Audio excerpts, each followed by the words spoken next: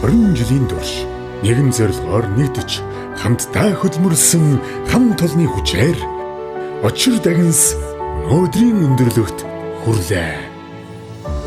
Энэ бүтээсэн 20 жилийн түүх бол хөдөлмөрч сэтгэл, тууштай зүтгэлийн үр дүн. Таны наймсгэлэл, таны хөдөлмөрийн үр дүн бидний амжилтын гэрч юм. Амт ба амжилтын 20 жил бол итгэл, үнэнч хөдөлмөрөөр бүтсэн хамтын бахархал. Очир дагнасын амжилтын түүх бол таны түүх. 20 жилийн турш үнэнчээр зүтгэж хамтын замыг гэрэлтүүлсэн хамт олондоо бид гүн талархал илэрхийлье. Та бүхний хөдөлмөр бидний бүтээсэн амт. Энэ л амт ба амжилтын 20 жилийн жинхэнэ утга. Амт ба амжилтын 20 жил. Очир дагнас.